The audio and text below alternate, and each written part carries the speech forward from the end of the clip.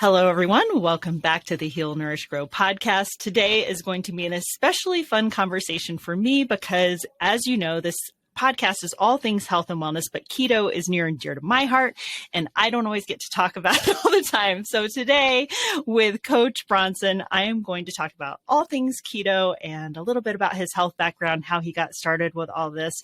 So welcome, Coach Bronson. And can you just tell people in your own words a little bit about your background? I will have read your bio, obviously, but hear it straight from the horse's mouth. Yeah, I appreciate you having me on here. This is really fun, and I'm looking forward to the discussion. My background, my story of transformation really starts when I was in my late 30s, realizing that I was out of shape, I was unhappy, I was unwell, I was depressed, I wasn't going anywhere in life, and just trying to, realizing like, how do I change that? What do I need to do to fix it? So I found fitness, I found CrossFit, that kind of started me on the journey. After several years of that, found some nutrition things that kind of opened up my eyes and woke me up about the truth about fitness versus all the things we've been told. Things started falling into place. Things started making sense in the big picture of what quality of life is about versus just trying to be fit or just trying to follow a diet.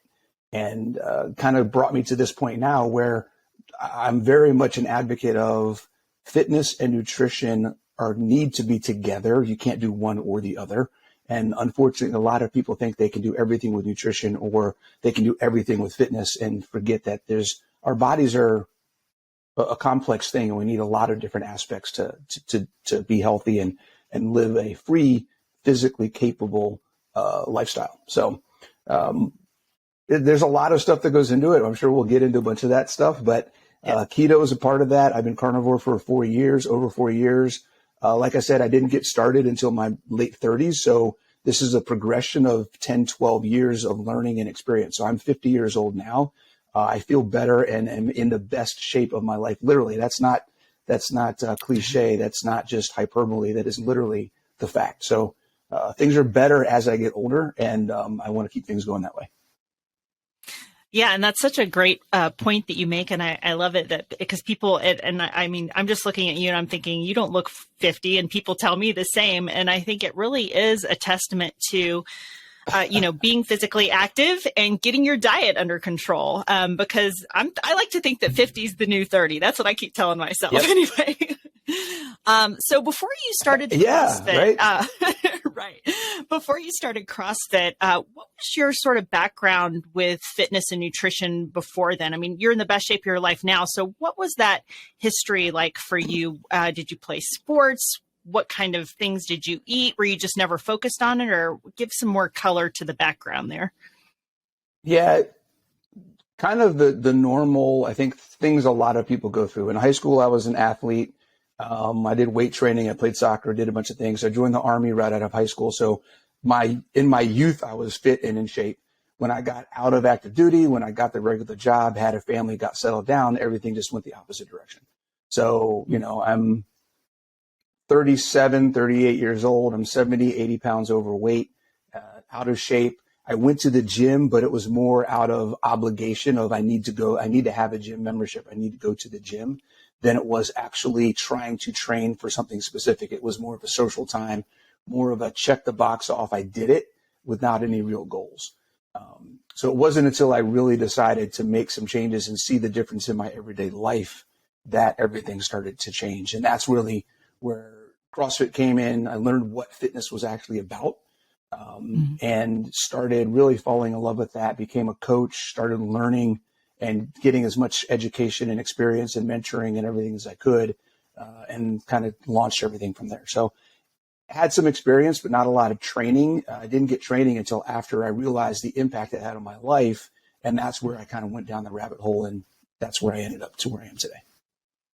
And just before we go into more of the nutrition stuff, I think it might be interesting for people. I know I certainly have a certain perception of CrossFit and kind of how it is and what it is, but I also know that it has a really strong community behind it. And I think, having been a longtime yoga instructor, I think the importance of community is so underrated. So maybe you could speak to a little bit, telling people about how CrossFit might be different from their perceptions and what they can gain from it than just strength, like about a little bit about the community and stuff. Yeah. So if anybody's read my book or follow me on Instagram, or if you follow me on Instagram after this, or social, in Facebook or YouTube or whatever, we'll talk about all that later.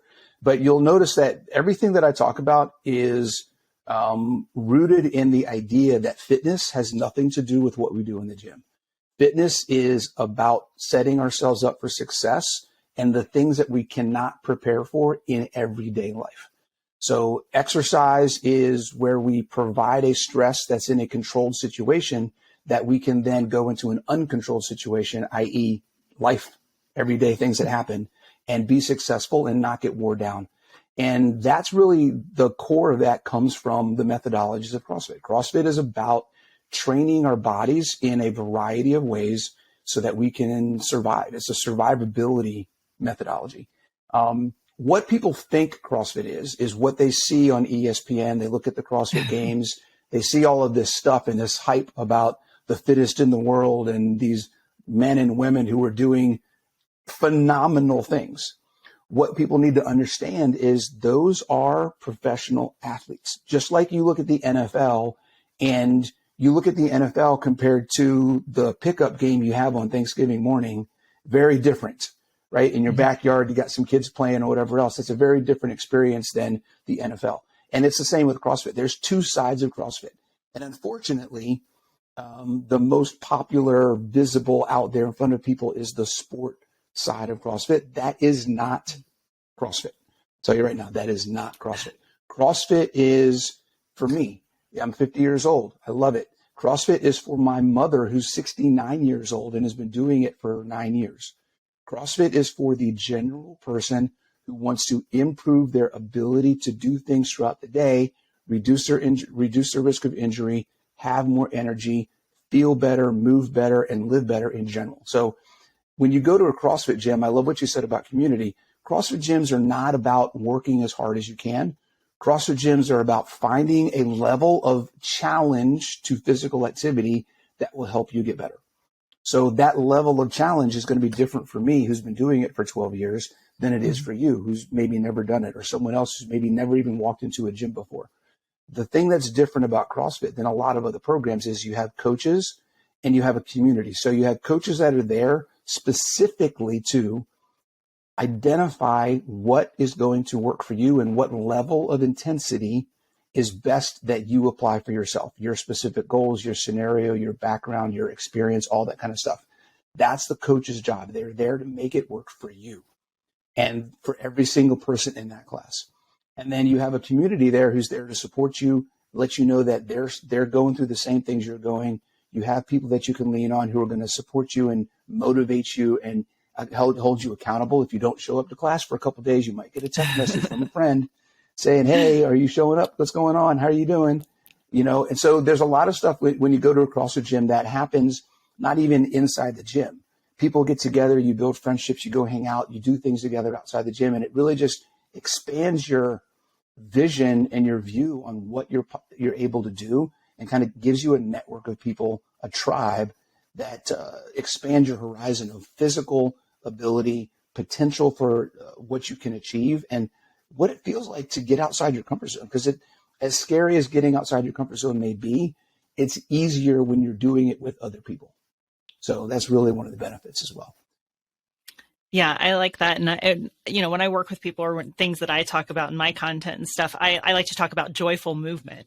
And so I think for people who aren't very athletic or that haven't moved a lot or whatever, something like CrossFit can be like very intimidating. It is. But I think when you just change it to be, it's just movement, it's just a different way of movement that you're not familiar with, I think it then kind of becomes less scary. And the same thing about yoga. A lot of people are like, oh, I can't do yoga because I can't put my leg behind my head. So I'm like, well, but that's exactly why you need to do it. Because it's exactly. It challenges you. It gets you out of your comfort zone. It helps your body move better. It helps you be better in daily life. And I love the way that you put the fine point on that. Is really, we're all training for you probably are familiar with Peter Attia. I'm sure he does a popular podcast called The Drive, and he's a longevity expert. But he always likes to say he's like training for the centenarian Olympics, or however he says it. It's just kind of a funny thing. So how then, one of the things that I think is interesting, and I'd love to get your perspective on this, is that I think when people are first, and let's talk about, a lot of people come to this kind of eating and come to CrossFit and those sort of things because they want to lose weight or they want to get back into shape. But for a lot of people, it's because they want to lose weight. And that is what keto is very well known for. So we're very familiar with that. My thing with people is, and I've experienced a lot of joint issues and different things in my life not being overweight. And what I know is people that are very overweight, everybody thinks, oh, I got to work out immediately. I got to work out because that's what's going to make the difference. That's how I'm going to lose weight. Meanwhile, they're carrying around 50, 80, 100 extra pounds, and it's putting all this stress on their joints. So I kind of approach it from the perspective of two things. Number one is, getting your eating going a little better, starting to get a little weight off so that things are easier on your joints. And number two, not adding on too many things at once, because often when people decide they're finally ready to lose weight, it's like they start working out 5 days a week, and then they're trying to change their whole diet, and they're just doing too much, in my opinion. So that's sort of my perspective. I'd love to hear what your thoughts are around all that and how you approach it when you're working with people. How do you advise them on, getting started, maintaining, getting into whether it's CrossFit or doing something more simple, like just starting to go for a walk? Because a lot of people, they're just not doing any movement at all. So I'd love to hear your thoughts on all of that. Yeah, it's everyone's different. So the general answer is going to be you need to do something for nutrition and something for fitness. That level of what you're doing is going to be different for everybody. Identifying what you can do without adding additional stress. So the idea of getting healthy is, I look at it in two ways. Nutrition helps reduce internal stress. So it's biological, it's physiological, it's biological stress, essentially. Things that happen inside our body, chemical interactions, all those types of things, hormones, all that kind of stuff. Fitness helps us manage external stress. It's physiological and neurological. There's some mental things that happen on the physical side as well. So you want both of them. The idea is to introduce a change that's going to overall reduce your overall stress level in your body. If you're doing something where you're adding too many things at once, you're doing the opposite. Now you're adding stress. You're adding things to your routine you have to manage. You're adding things you have to think about. You're adding activities that may be too much for what your body's ready to handle right now. So there's a lot of things like that. So finding a level of change that I like to, just lack of a better term, you want to find the low-hanging fruit. What is simple, what is right there in front of me that I can make a change that's going to move me forward. I call it the 10% rule, the 1% rule, and it doesn't have to be a lot. So in exercise science, we have what we call progressive overload. It's the idea, the concept that doing more enables you to do more. Mm-hmm. That's really all it is. So the thing with that concept, though, is there's no criteria on how much more. So 1% more is going to help you do more than you're currently doing. That, by definition, is progress. It doesn't have to be a lot. So you don't need to jump into, and this is what I see all the time. Okay, I've been doing standard American diet. I'm going to go keto. I'm going to start doing OMAD. I'm going to start doing CrossFit 5 days a week. I'm going to start red light therapy. I'm going to start it's like, whoa, slow down, relax. It's okay. Right? Because it's about habits and sustainability. The more you change up front, the less sustainable you're going to be.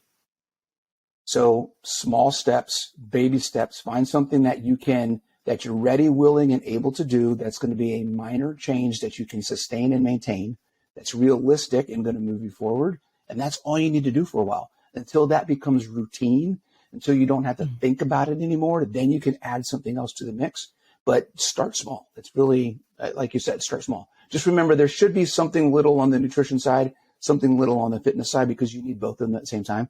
One of the biggest things I hear for people is starting keto or any kind of nutrition plan is they lose all this weight. And then 3 years into their nutrition, they're like, crap, I should have done something for fitness way back then. So yeah, you don't want to wait too long. Right. Yeah. Right. And I think that's the key is it is because I do think people attack it that way quite often. They just want to do all the things at once, like you described. Yeah. And that's certainly my experience with, working with people. The more as well. you do, the faster it works, right? Right. And it's our American mentality, right? We're got to have it now, got to have it fast, got to have it the biggest, the best, all of that. But really, it's like, okay, if you haven't been working out at all, just committing to do a 5 or 10-minute walk, even every other day, doesn't even have to be every other day, that's going to be pretty huge. And then you're just building on those foundational habits. 100%. So since we talked about keto, let's go into kind of how, so I'm assuming that maybe through CrossFit or once you started working in that fitness thing that you may have come across a lot of different dietary ideas. What made you land on keto?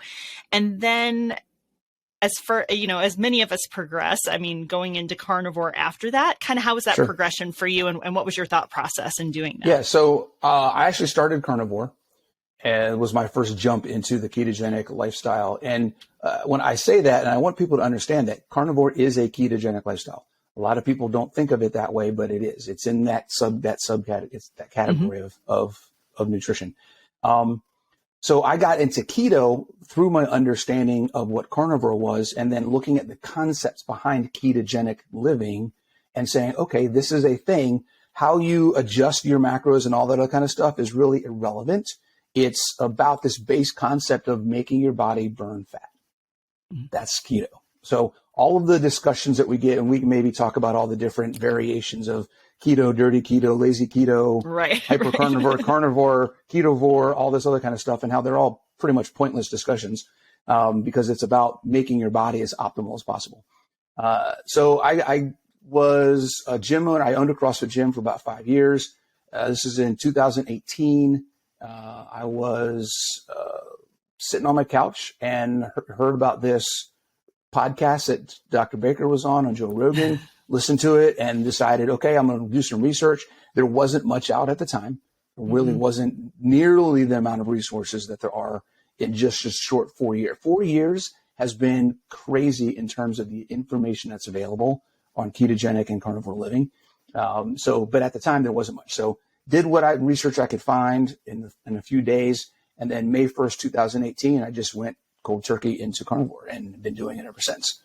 So it's been one of the best things ever. My driving factor, my driving goals, the things that were kind of making me want to do this was, one, I had a lot of gut issues, a lot of IBS, urgent bowels. My life was pretty much controlled by how close I could be to a bathroom at any given time. Traveling, even going to work, like everything that I did pretty much every single day, the consideration for how long was I going to be away from a bathroom? When I got where I was going, was there one nearby? Should I go before I leave? Should I go when I get there?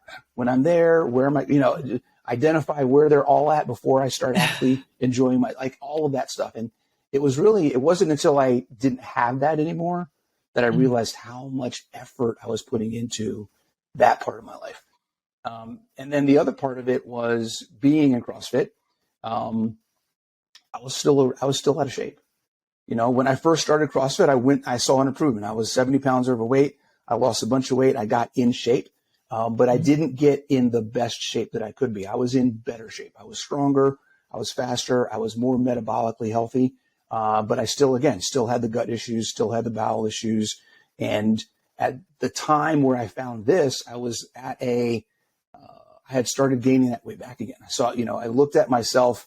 We had a party at a member of my gym's house, at a pool party, and I saw pictures of myself at the pool party. I'm like, oh my God, how embarrassing am I feeling? How embarrassed do I feel looking at these pictures as a CrossFit gym owner at a party with all of my clients, and they look better than me? It's just this is not, something is not right here. I need to find something else. And it was right around this time that I found carnivore. And within months, the cycle of having to get fat to get strong and having to get weak to get lean really was part of what annoyed the crap out of me. I got tired of, okay, I want to get cut. I want to look like I'm in shape, but now I got to drop all my weights. Everything, all my performance goes down. I didn't like that. Going carnivore enabled me to improve my performance metrics without getting fat. I was able to also improve my body composition at the same time, which I had not been able to do to that point. So being able to gain muscle and lose fat at the same time, being able to get stronger and drop weight at the same time. Because I'd always been told weight moves weight. If you want to move things heavier, you got to be heavier too. And that's kind of just what I thought had to be. And I've found since then that that's not necessarily the case. So those are some of the factors that kind of got me into the ketogenic lifestyle. Let's talk a little bit more about that, because I think this is definitely a topic I talked about in my book, and I think it's coming to light a lot more from all the experts you're talking about, like Sean Baker and some of these other higher protein advocates in our space. And I would say, first of all, the older we get, and we're both in that category, unfortunately, we're older, right? Yeah.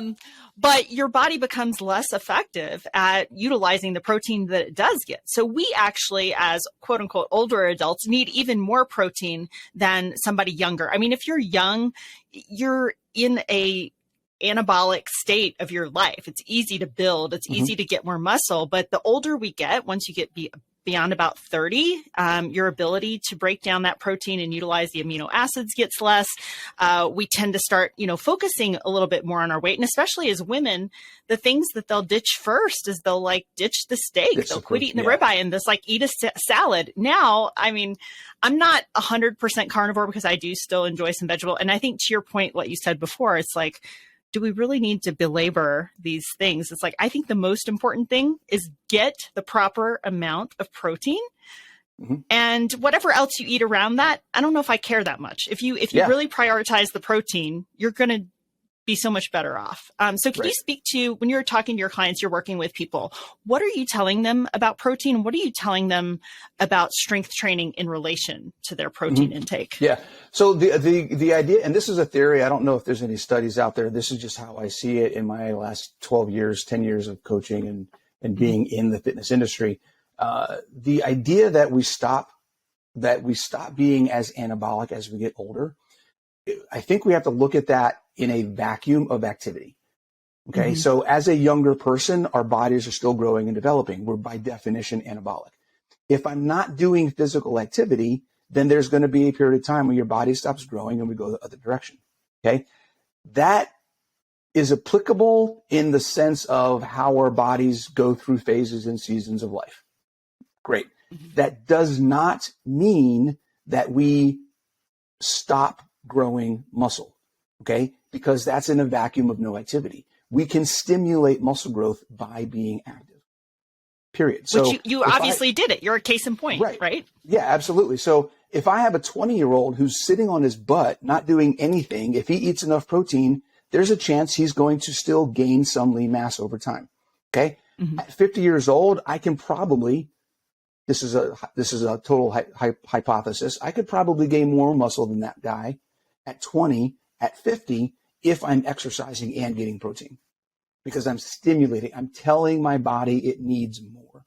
If he's not telling his body he needs more, I'm going to outgrow him every time. So the age, I think, is a factor, but it is such a small variable in the overall equation of what we're doing. And I think people miss that. We automatically, we don't gain muscle as well as we're older, so it's harder for me. No, it's not harder for you. It is not harder for you. Just to put a finer point on that, it's more that physiologically your body becomes less able to break down the protein and use it for. So it's not that we can't, but it's just you might need to bump up your protein 20% more as you get older, just to deal with that body inefficiency. It's not that we can't gain muscle, because I definitely agree with you on that. Yeah. And the other thing too is our body's systems get better the more we use them. So if we're exercising and we're telling our body, you need to maintain your ability to process amino acids, then our body will stay pretty good at processing amino acids. It's when we're not, the lack of activity makes everything get worse, period. So that's really the key. And exercise, that's why I say exercise and nutrition go hand in hand, because you can eat great, but if you're not moving, then you're not improving any of the things that you're supplying good nutrition for.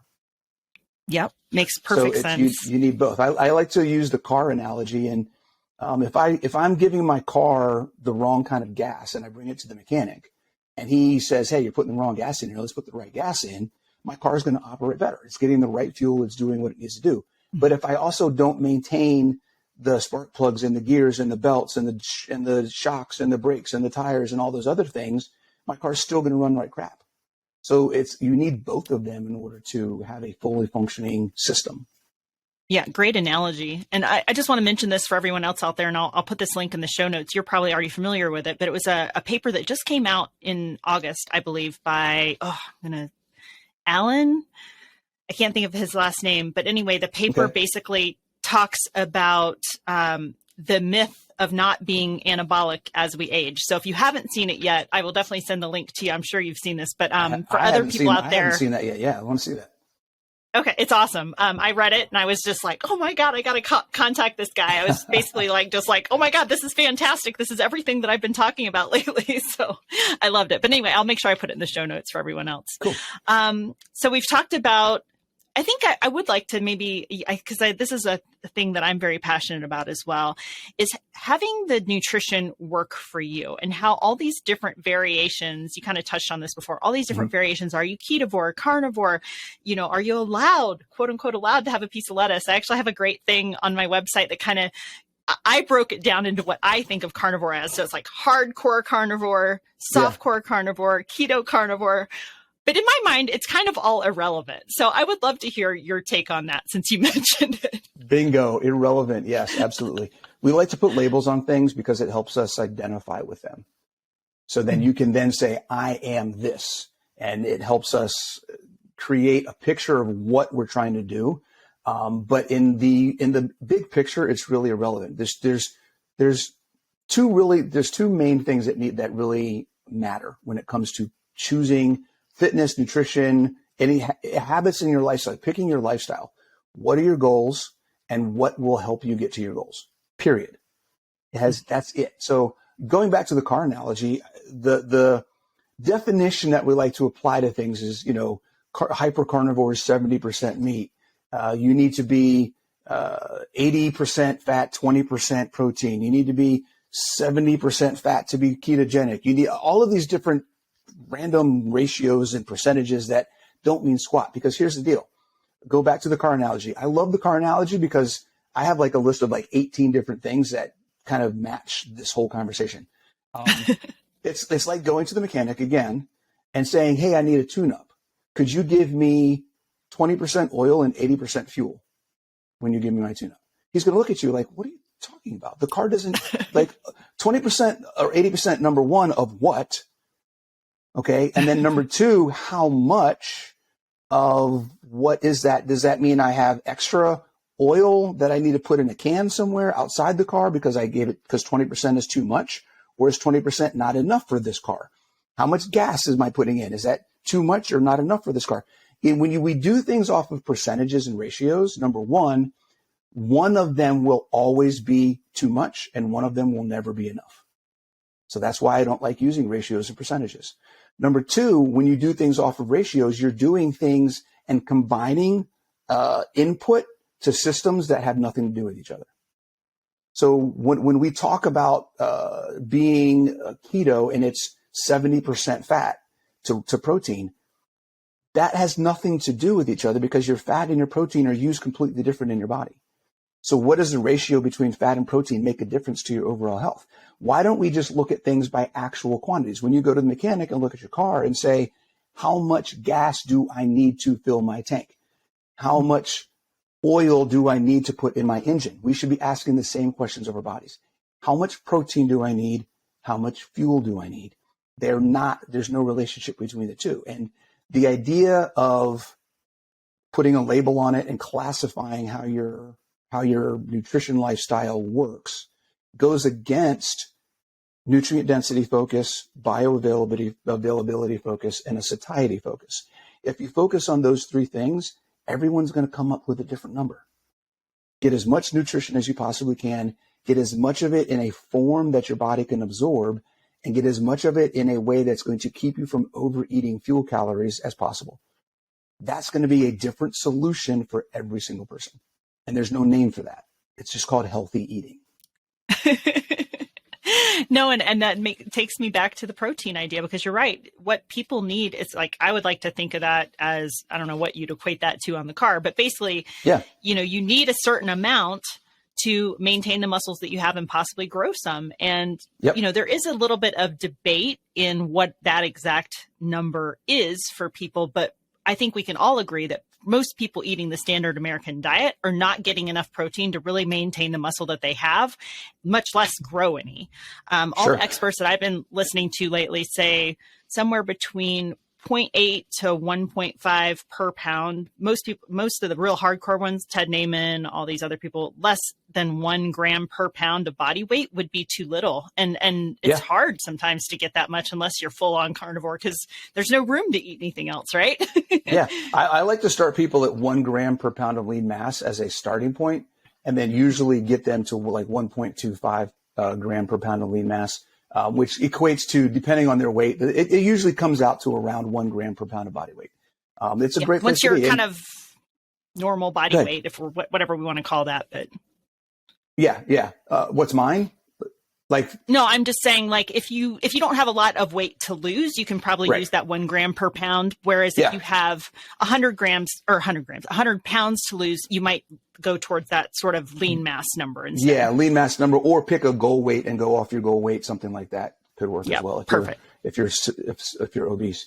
So getting protein, and here's the kicker. Going back to the putting labels on diets, and if your diet plan is currently based on percentages, I would put money that you're not getting enough protein, even if you're on keto, even if you're on carnivore. Yeah, if you're trying to fit your food into a percentage of fat and protein, I will bet money that you are not getting enough protein. So it's not just standard American diet people that aren't getting enough protein. It's a lot of people who are following ketogenic and carnivore as well. Yeah. And I think especially when you look at keto macros, because sort of the traditional thing, that 70-30, I mean, they say you can do that because ketosis is protein sparing so that you kind of like utilize the protein that you are getting. But you obviously disagree, and I want to hear this because that is what they always say, but I don't know if I agree with it either. Sure. So fat is very protein sparing, but here's the thing. Every macronutrient is protein sparing. It's a non sequitur. It's a red herring. Saying that a macronutrient is protein sparing is kind of like one of those, well, duh, it's not protein. Our body's going to utilize it for fuel. If you look at oxidative priority, if I eat it, then it's protein sparing. So your body wants to use protein for fuel as a last resort. So anything else alcohol is protein sparing because it jumps to the front of the oxidative priority and your body will burn it first. So the argument that fat or carbs or anything else is protein sparing is kind of a moot point and does not even play into the real conversation. That's my And what about the idea that ketosis kind of naturally protects your muscle more? Have you seen anything around that, or what's been your experience with that idea? It helps improve mitochondrial performance and it helps reduce inflammation. So from those perspectives, your muscles will perform better and your body will be healthier in general. But I don't see anything outside of those two. I haven't seen anything outside of those two main mechanisms where it's better for, I don't even know, protein sparing, muscle sparing, whatever else. Again, because it's based on macronutrients. Your body doesn't want to break. You're getting fired up now. Muscle drives metabolic function. Okay, so the more muscle you have, the better your endocrine system, your hormones are you better your immune system, the better injury management you have. Everything functions better when you have more muscle. You have more mitochondria. You have better fuel management. Everything works better in your body when you have more muscle. Your body does not want to break muscle tissue down if it doesn't absolutely have to. So I think that just thinking about it that way, everything is muscle is going to prevent muscle breakdown. Yeah. And since you mentioned that point too, another very popular topic in our community when people get into keto is they start doing some fasting too, because it just becomes you're kind of more naturally less hungry, all these things. And then people that kind of are quote unquote against fasting will say, well, you're going to lose all your muscle, you're breaking muscle down. And I think if you ever listen to Dr. Jason Fung, he's often said like, that makes no sense from a physiological perspective, just because your muscle is such a precious tissue. Why would we start to break that down immediately? I mean, that would mean we're just ruining our muscles all the time when there's no food, which was the way we evolved. So would love to hear your perspective on that after being around this space. Yeah. And I agree with that 100%. Just because you're fasting doesn't mean you're going to lose muscle. Now, the problem with this concept is that an overwhelming majority of people don't do it correctly. So number one, they do it too much. They fast for too long, or they fast too often. Or when they're fasting, they also don't eat as much. So they're in a constant state of caloric, i.e. protein or nutrient deficit. And that's where you get into a problem. When you are basically starving yourself, your body doesn't have a choice and you're making that happen. Intermittent fasting can be a tool. Unfortunately, I think because it's trendy, a lot of people do it when they don't need to do it. It can be a function of your routine, your schedule, and your lifestyle. And many people will fall into it naturally. I see people fall into the trap of trying to do it on purpose. And usually that's where they start messing up, where they start focusing on the time that they're not eating instead of focusing on the time that they are eating and getting enough nutrients and doing what their body actually needs. So focus on when you can eat, that you're getting everything that your body needs. You're getting the fat, you're getting the protein, you're getting the nutrition, and then you don't have to worry about the muscle loss as much. And then also understanding that many people don't realize that if you look at the list of what people say we get out of fasting, many of those things, I would dare to say everything on the list of benefits that I've seen people list for fasting, we also get just by going ketogenic and just by exercising.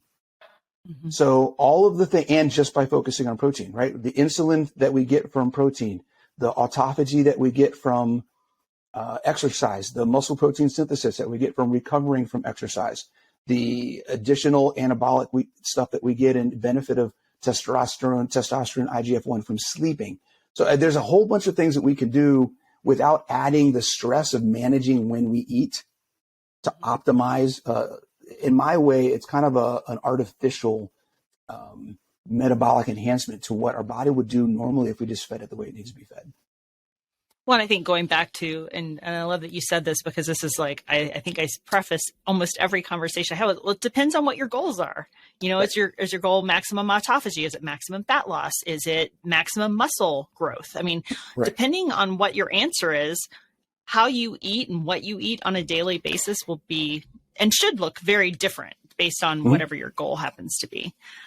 So that being said, if you had to say what you're personally optimizing for these days and how you approach your nutrition and workouts, what does that look like for you based on your personal goals? Yeah. So for me right now, I am specifically trying to improve skeletal muscle mass. So I am working on, I've been documenting and working on the process of gaining lean mass without gaining fat. So I currently run, just so for my stats, if it makes a difference, I'm 6 feet tall. I'm 50 years old. I weigh about 185 pounds. I'm at 10% body fat. I have about 20 pounds, 20 pounds of fat on my body. For the past 5 months, I've maintained 20 pounds, 20 pounds of fat on my body. I've gained 4 or 5 pounds of skeletal muscle mass.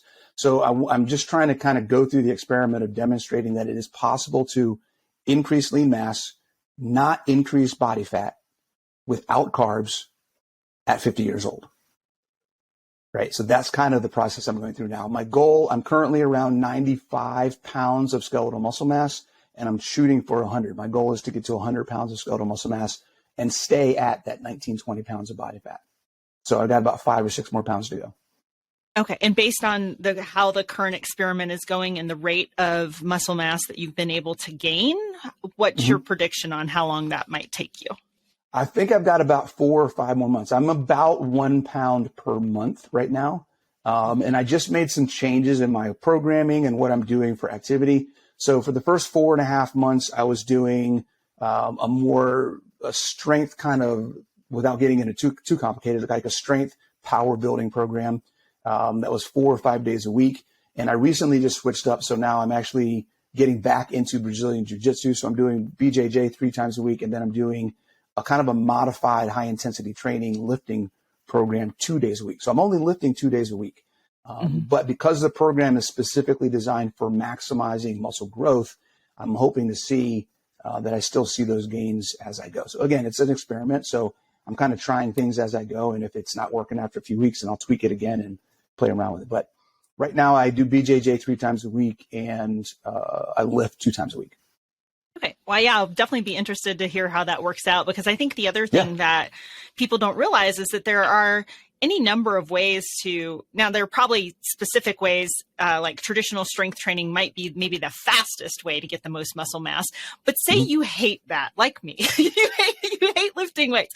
Like I will go on a 20-mile hike before I would spend 30 minutes in the gym lifting weights, which is bad for me because I know I need it. But there are other things like power yoga and body weight exercises and other things that can help you gain and maintain muscle mass. It just might not get you there as quickly. Would you agree with that? So it's about finding what you're going to do consistently, I think, is maybe more important than doing the thing that's going to maximize your muscle mass. And understanding I wish I could be on that program. Yeah, right. And understanding that if you're trying to build muscle, you have to do things that activate muscle. So cardio is not going to activate muscle.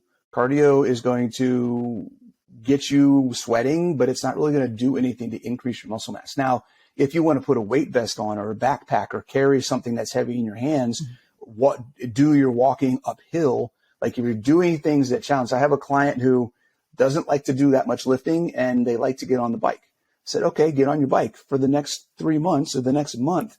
I don't want you doing anything that's flat. I only want you riding hills. And, they're like, holy crap, I'm building muscle. I'm like, yeah, because you're using muscle differently. So if it's not challenging the muscle activation, then it's not going to build muscle. And that's what you need for increasing lean mass. Yeah, I've loved this. Right. Yeah. Whatever it is.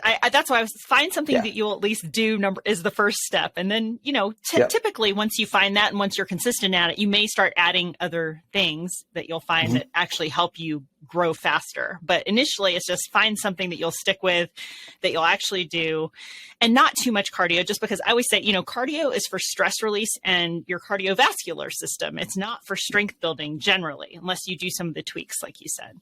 Yeah. So just to kind of wrap this up, any final thoughts? And can you please share with people like what you're working on right now, where they can find you, any programs that you might have coming, all that good stuff?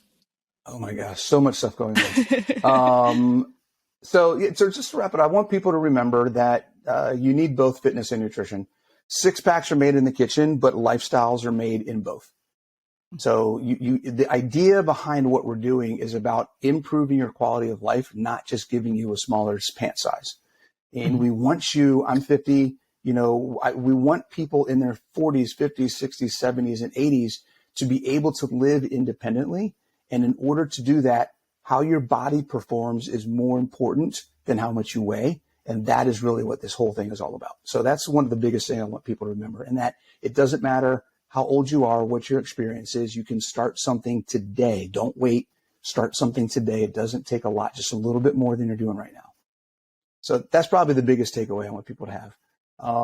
What things I have going on? So I came out with a book earlier this year, Ultimate Ketogenic Fitness. It's basically kind of a comprehensive guide to all of the topics we talked about today, kind of my methodology, what my take on how this stuff works and how it all comes together for quality of life. So you can find that on Amazon. I have a YouTube channel, everything is Ultimate Ketogenic Fitness. So you go to YouTube and look up Ultimate Ketogenic Fitness. I have my website is ultimateketogenicfitness.com. My Facebook group, it's all that. The book is in the process. Hopefully in the next couple of weeks, I'll be able to put it out there, but I'm getting it translated into Spanish. So that's coming out. A Spanish version will be accessible. So if you have any Spanish speaking followers, they'll have access to get that out. Awesome. And we've got some other projects going on. I do run challenges every quarter. So I've got a challenge that's finishing up now. We'll be kicking off fourth quarter this year. The next one will be kicking off beginning of next year, 10-week challenges where I work with people to get their nutrition in control, to understand how they can implement fitness in their lives and take that forward. And then there's some other projects we got going on. We got a lot of stuff going on over here right now. Awesome. That's great. Well, thank you so much for taking the time out of your busy schedule to chat with my audience. And it's been great getting to know you a little bit and having you on the show. Look forward to working with you again. Thank you.